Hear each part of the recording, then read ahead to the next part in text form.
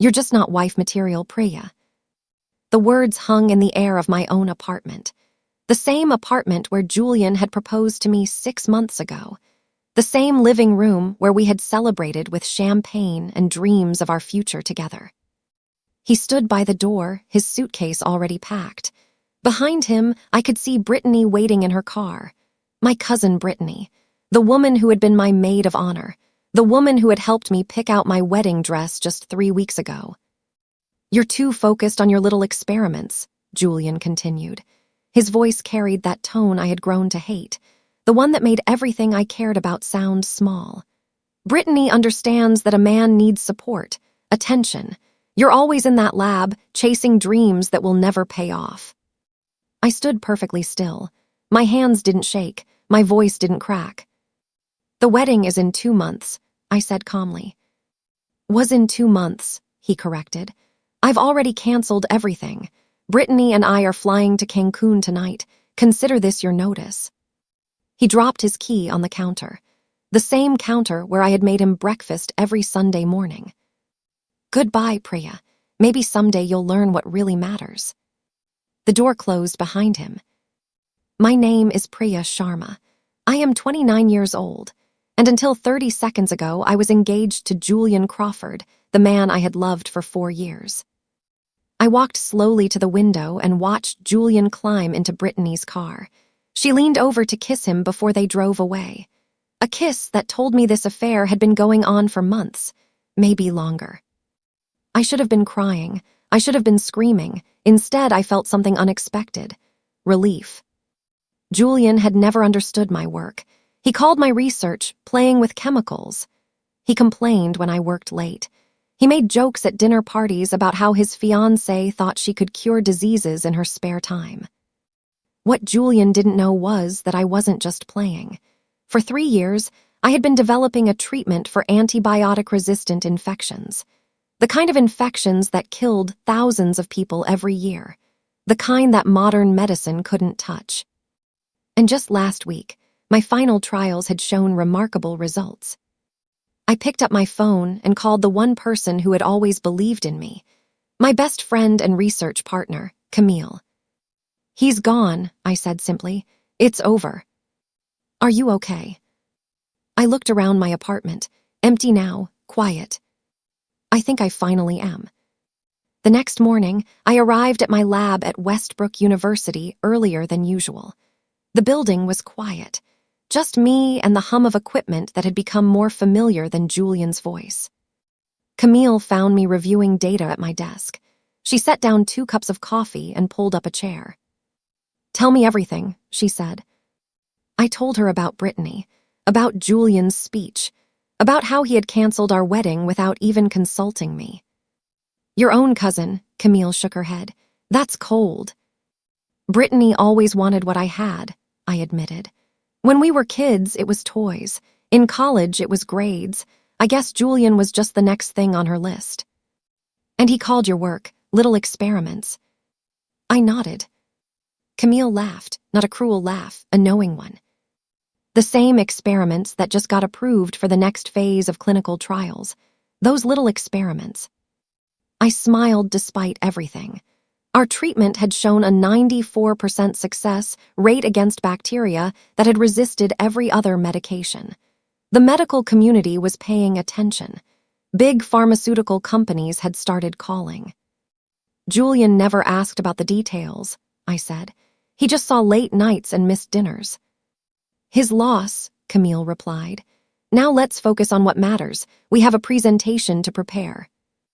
3 weeks after Julian left, I received an invitation that changed everything. The Global Health Innovations Summit wanted me to present my research, not as a supporting speaker, not as part of a panel. They wanted me to deliver the keynote address. I read the email 4 times before I believed it. This is huge, Camille said, reading over my shoulder. Do you know who attends this summit?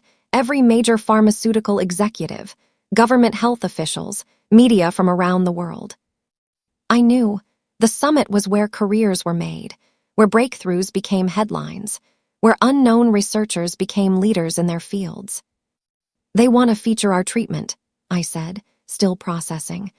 They called it the most promising development in antibiotic research in 20 years. My phone buzzed, a text from my mother. Heard about Julian. I'm so sorry, Beta. Are you eating properly? I smiled at her concern. My parents had never been fans of Julian. My father had once commented that he had eyes that calculated value. I had defended Julian then. Now I understood what my father had seen. I texted back that I was fine, that I was busy with work. I didn't mention the summit yet. I wanted to wait until I had something concrete to show. In 2 months, I would stand on that stage. Julian had no idea what he had walked away from. The weeks leading up to the summit were intense. Camille and I worked around the clock refining our presentation. Every data point had to be perfect. Every slide had to tell a story. During this time, I learned the full truth about Julian and Brittany. My aunt called one evening. She was crying. I'm so ashamed of her, she said. I found messages on Brittany's old tablet. They've been together for almost a year, Priya. A year. A year. That meant Brittany had been at my engagement party while already sleeping with my fiancé. She had helped me choose flowers while planning to take Julian for herself. Did you know they're engaged now? My aunt continued. He proposed to her in Cancun. She posted it everywhere, no shame at all. I thanked my aunt for telling me.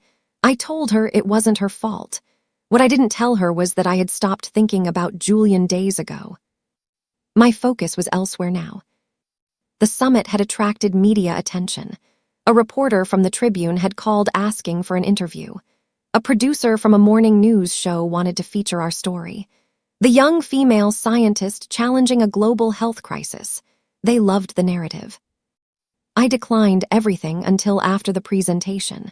I wanted the work to speak first. The Global Health Innovation Summit was held at the Morrison Convention Center downtown. 2,000 attendees filled the main hall. Cameras lined the back wall. I stood backstage, reviewing my notes one final time. Nervous? Camille asked. Terrified, I admitted. Good, that means you care. She squeezed my hand. Then my name echoed through the speakers. Please welcome Dr. Priya Sharma. I walked onto that stage and looked out at 2,000 faces. Scientists I had admired, executives who controlled billions in research funding, journalists ready to broadcast my words to millions. I took a breath, and I began. For 45 minutes, I explained our research. I showed data that proved bacteria which had killed patients for decades could finally be stopped. I shared stories of the trials, of the patients who had volunteered because they had no other hope. When I finished, the room was silent for 3 long seconds. Then the applause started, not polite applause, a standing ovation that lasted nearly 2 minutes. Afterward, a representative from the World Health Organization approached me. Dr. Sharma, she said, you've just changed the future of medicine. The next morning, I was on the front page. Not just the local newspaper, the New York Tribune, the Washington Herald, international publications I had never imagined would care about my work. Young scientist unveils breakthrough treatment, one headline read. Dr. Priya Sharma, the woman who may save millions, announced another. My phone exploded with notifications, interview requests, messages from old colleagues, notes from strangers thanking me for giving them hope. Camille came over with breakfast and a stack of newspapers. You need to see these, she said, spreading them across my kitchen table. Every article praised the research. Several mentioned my age, a 29-year-old taking on a problem that had defeated researchers for decades. They called me determined, brilliant, a rising star. My parents called, both crying with pride. My father, who rarely showed emotion, kept saying, I always knew, Beta, I always knew. I spent the day responding to messages and scheduling interviews. The pharmaceutical interest was overwhelming. 3 major companies wanted exclusive meetings. That evening, as I was finally preparing for bed, my phone buzzed with an unexpected notification. A text message from a number I had deleted but still recognized. Julian. Priya, I just saw the news. Congratulations, can we talk? I stared at Julian's message for a long time. 3 months ago, he had called my work worthless. He had left me for my cousin. He had canceled our wedding and flown to Cancun without looking back. Now he wanted to talk. I didn't respond. Instead, I screenshotted the message and sent it to Camille. Her reply was immediate. Don't you dare answer. I had no intention of answering. The next morning brought more media attention. A producer from a national morning show called personally. They wanted me for a live interview next week. The segment would reach 8 million viewers. I accepted. Julian texted again that afternoon. I know you're busy. I just wanted to say I'm proud of you. What you've accomplished is incredible. Proud, the word made me laugh out loud. He had never been proud when I came home late from the lab. He had never been proud when I published papers or received grants. He had only ever complained about what my work took away from him. My phone rang. Not Julian, a number from New York. Dr. Sharma, this is Victoria Chase from Spectrum Pharmaceuticals. We'd like to discuss a substantial investment in your research. 7 figures substantial. Are you available to meet? I was available. Julian could wait, forever if necessary. The meeting with Spectrum Pharmaceuticals exceeded every expectation. Victoria Chase wasn't just offering funding. She was offering a partnership, full laboratory facilities, a dedicated research team, global distribution capabilities. We believe your treatment could be standard care within 5 years, Victoria explained. With proper resources, we can make that happen.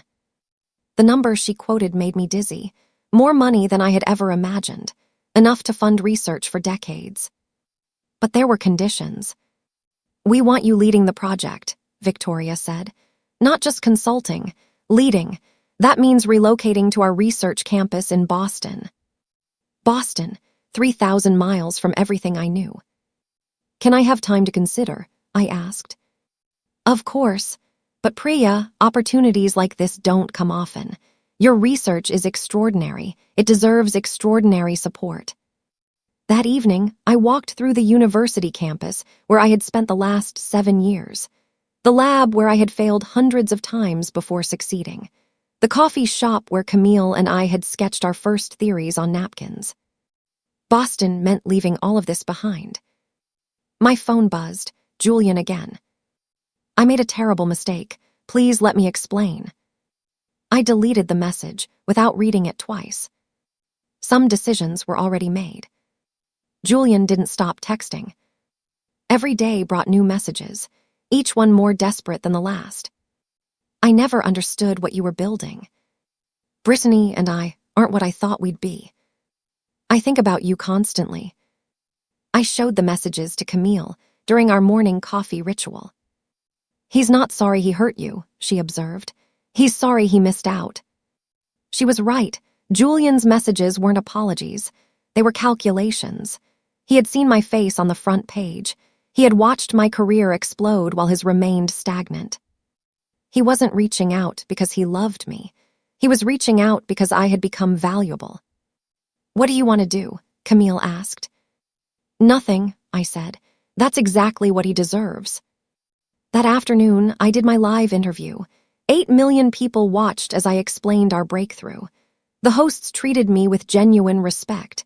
They asked smart questions about the science, about the implications, about what came next. Afterward, the station shared clips on social media. One segment went viral. Within hours, it had 3 million views. And then I learned something that changed everything. My aunt called that evening, her voice strange. Priya, I thought you should know. Brittany and Julian, they're not doing well. My aunt told me the whole story. Julian's grand romance had started crumbling within weeks of their Cancun trip. The excitement of the affair couldn't survive real life. Brittany discovered that Julian wasn't the catch she had imagined. His career was stalled. His finances were shaky. The lifestyle he had promised her didn't materialize. She called me last week crying, my aunt said. She says he's changed. He's angry all the time. He blames her for leaving you. He blames her. He says if she hadn't pushed him, he would have stayed. That he gave up everything for her and she's not worth it. The irony was almost too perfect.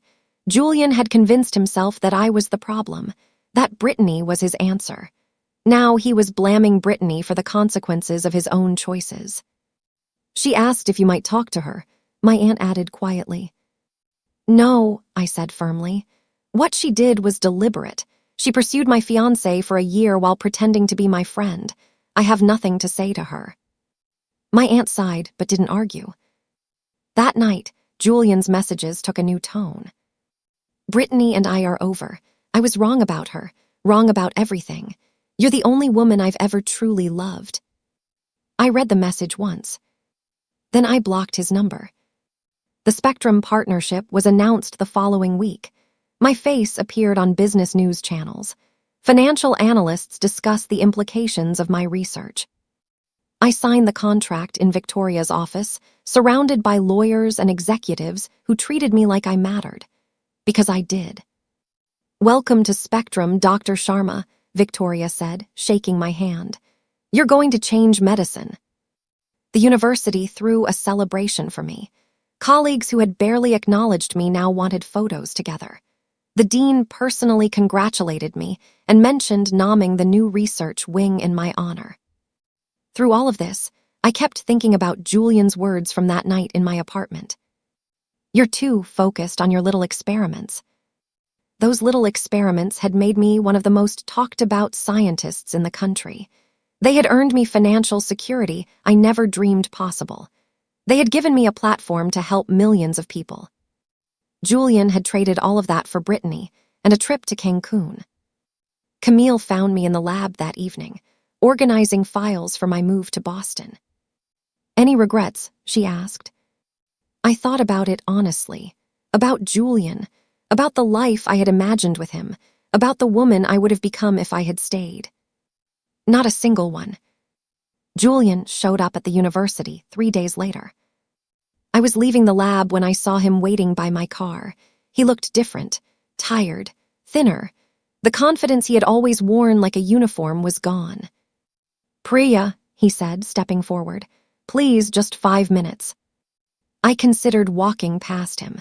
Part of me wanted to, but another part wanted him to see clearly what he had lost. 3 minutes, I said. Talk. I was a fool, he began. I didn't understand what you were doing, what it meant. I thought you were choosing work over me, but you were building something incredible. And now that it's on the front page, you understand. I understand. I made the worst mistake of my life. He moved closer. His eyes were desperate in a way I had never seen. Brittany was nothing, a distraction. She pursued me and I was weak. But you, Priya, you're extraordinary. I've watched your interviews. I've read every article. I finally see what I was too blind to see before. You see the success, I corrected him. You see the front page. You didn't see me, Julian, not once in 4 years. I can change. I actually laughed. You had 4 years to change. Goodbye, Julian. Julian grabbed my arm as I turned to leave. You can't just walk away from what we had. I looked down at his hand, then back at his face. Let go of me. Something in my voice made him release me immediately. Maybe he finally recognized the woman standing in front of him, not the accommodating fiancé who had tolerated his dismissals. Someone different, someone stronger. I'm moving to Boston, I said calmly. I'm leading a research team that will change how medicine handles infections worldwide. I'm doing exactly what I always dreamed of doing. What part of that future includes you? He opened his mouth, closed it, opened it again. We could start over. I could come to Boston, support you properly this time.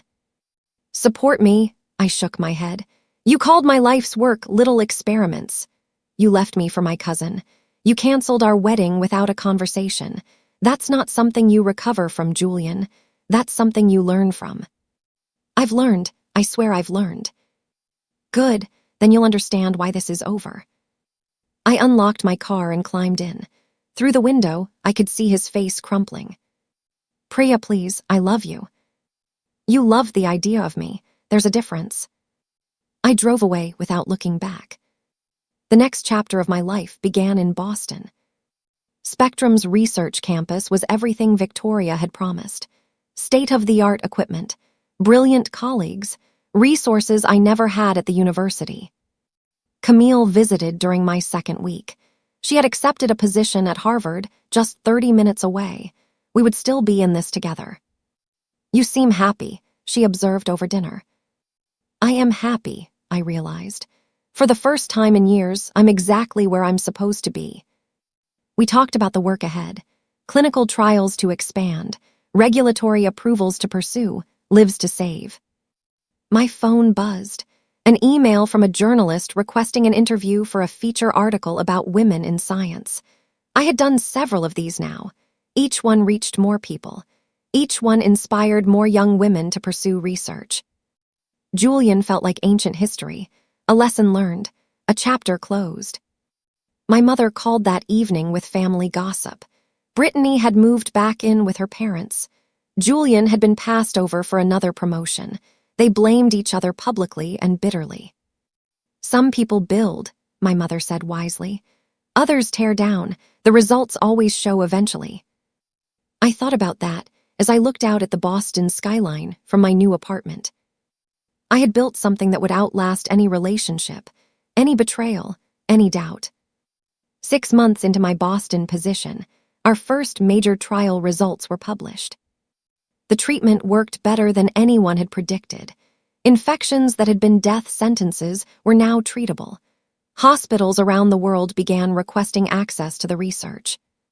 The morning the paper published, I received 3 honorary degree offers, a request to speak at the United Nations, an invitation to advise the World Health Organization. Victoria called personally. "Priya, the board wants to discuss expanding your role. You've exceeded every expectation." The expansion meant more responsibility, more resources, more opportunity to make the treatment available to people who needed it. I said yes without hesitation. That evening, scrolling through emails, I found one that made me pause. It was from Brittany. "Priya, I know you probably won't read this. I know I don't deserve your attention, but I wanted to say I'm sorry. Not because of what happened with Julian, because of what I took from you, your trust, your family, your belief in people. I was jealous of everything you were becoming, and I tried to take the one thing I thought you couldn't replace. I was wrong. About everything. I'm not asking for forgiveness. I just wanted you to know that I see now what I was too selfish to see before. You deserved better, from him and from me. I wish you every success. You've certainly earned it." I read the message twice, then I closed the email without responding. Some apologies come too late to matter. The Nobel nomination came the following year. I was in my lab when Victoria called with the news. My name had been submitted for the Nobel Prize in Medicine. Not a guarantee of winning, but recognition at the highest possible level. "How do you feel?" Victoria asked. I felt like the girl who had grown up in a small apartment, watching her parents sacrifice everything for her education. I felt like the graduate student who had been told her ideas were too ambitious. I felt like the woman whose fiancé had called her work worthless. "Grateful," I said, "and determined to deserve it." The nomination made international headlines. My face appeared on magazine covers. Interview requests came from everywhere. Through mutual connections, I heard Julian's reaction to the news. "She was always talented," he had supposedly said at a party. "I encouraged her constantly. If anything, I helped her focus." The revisionist history was almost impressive. Julian had never encouraged anything. He had complained. He had dismissed. He had ultimately abandoned. But now, with my name in the papers, he wanted credit. I didn't waste energy being angry. His opinion had stopped mattering the night he walked out the door. My parents flew to Boston for a celebration dinner. My father, usually so reserved, couldn't stop smiling. "My daughter," he kept saying, "the Nobel nominee." The award ceremony happened on a December evening in Stockholm. I stood on that stage in a blue gown my mother had helped me choose. The audience included kings and queens, presidents and scientists, the most accomplished people on Earth. When they called my name, I walked forward feeling every step of the journey that had brought me here. The rejection, the doubt, the betrayal, the work, the lonely nights in the lab, the breakthrough, the recognition. All of it had led to this moment. I accepted the medal with steady hands. At the podium, I looked out at the glittering audience and spoke from my heart. This award belongs to everyone who believed in the impossible. To my partner, Camille, who never let me quit. To my parents, who sacrificed everything. And to every young scientist being told their dreams are too big, I want you to know they're not. Keep working. Keep believing. The world needs what only you can create. The applause washed over me like a wave. Afterward, at the reception, I checked my phone briefly. Dozens of congratulations messages. One stood out. A text from an unknown number, but I recognized the words immediately. You were always wife material, Priya. I was just too stupid to see it. Congratulations. You deserve everything. Julian, using a new number, still trying. I deleted the message without a second thought. The Nobel changed everything, and nothing. The recognition opened doors I hadn't known existed. Funding became unlimited. Collaborations with the brightest minds in medicine became routine. Our treatment reached hospitals on every continent. But I still spent most days in the lab, still worked alongside Camille, still focused on the next breakthrough, the next improvement, the next life we could save. Fame had never been my goal. Impact was. 2 years after Stockholm, I received a letter that closed a chapter I had almost forgotten. Brittany had gotten engaged, not to Julian, to someone she had met in therapy. She was moving across the country for a fresh start. The letter wasn't asking for anything, just informing me, and one line at the end. I've spent years becoming someone worthy of respect, not yours, my own. Thank you for showing me what that could look like. I felt something reading that letter, not forgiveness exactly, but perhaps acknowledgement. People could change, just not always for the people they had hurt. My assistant knocked on my door. Dr. Sharma, your 3 o'clock is here, the delegation from the health ministry. I set the letter aside and stood up. The past would always be there, but the future needed my attention. Julian made one final attempt 3 years after the Nobel ceremony. I was at a conference in Chicago when I saw him in the lobby, older now, grayer, the swagger completely gone. He approached me during a break between sessions. Priya, can we speak, just for a moment? The people around me recognized my face. They were watching, wondering who this man was, why I looked so calm while he looked so desperate. What do you want, Julian? I want to apologize, properly, face to face. I studied him, the man I had once planned to marry, the man who had defined my worth by how well I served his needs. Go ahead, I said. I was wrong about everything. You were always extraordinary. I was too insecure to see it, too small. You threatened me, and instead of growing, I tried to make you smaller. I'll regret it forever. I listened without interrupting. I'm not asking you to take me back, he continued. I know that ship has sailed. I just needed you to know that I see it now, what you are, what you always were. Thank you for saying that, I said finally. I hope you find what you're looking for, Julian. I genuinely do. You've already found it, he said quietly. Haven't you? I thought about my lab, my team, my parents, Camille, the lives we had saved. Yes, I said, I have. The 10th anniversary of my breakthrough was marked with a global celebration. The treatment had saved millions of lives. Hospitals that once saw patients die from untreatable infections now sent them home healthy. Families remained whole because of our work. The university where I had started my research unveiled a statue in my honor. The plaque read, Dr. Priya Sharma, Curiosity, Determination, Impact. My parents attended the ceremony. My father, now using a cane, insisted on walking to the podium to speak. My daughter was told she wasn't good enough, he said, his voice steady despite his age. By people who couldn't see beyond their own limitations. She proved them wrong, not with words, with work. I cried for the first time in years. Camille spoke next, sharing stories from our early days. The failures, the frustrations, the moment when the data finally showed what we had hoped was possible. Priya never stopped believing, Camille said. Even when believing was hard. That's the difference between ordinary and extraordinary. When I took the podium, I looked out at the crowd. Colleagues, students, strangers whose lives had been touched by our work. 10 years ago, someone told me I wasn't wife material, I said. He meant it as an insult, but it might have been the best thing anyone ever said to me. The audience laughed. Because he was right, I continued. I wasn't wife material, I was scientist material, and that turned out to be enough. The years that followed were rich with purpose. I mentored young scientists, especially women who had been told their ambitions were unrealistic.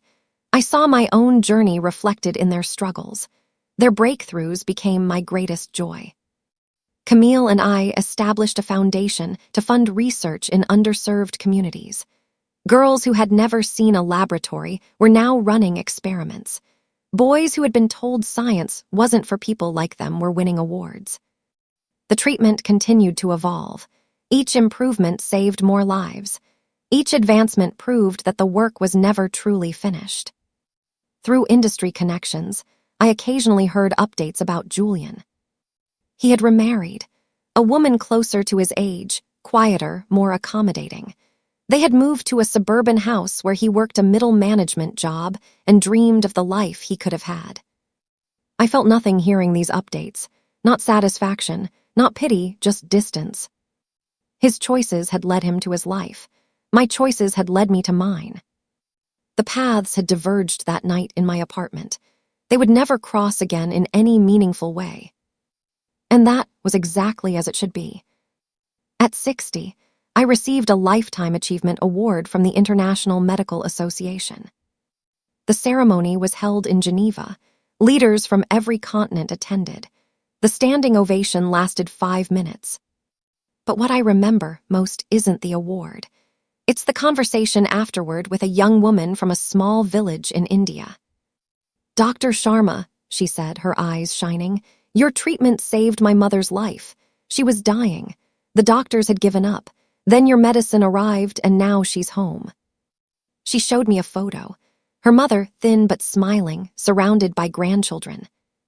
I'm studying medicine because of you, she continued. I want to help people the way you helped her. I hugged her without thinking. This is what mattered, not the headlines, not the Nobel, not proving Julian wrong. Lives saved, futures created, hope renewed. Everything else was just noise. That night in my hotel room, I looked at myself in the mirror. Gray hair now, lines around my eyes, hands that had built something lasting.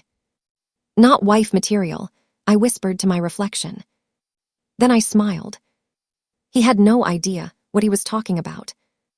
I retired from active research at 65.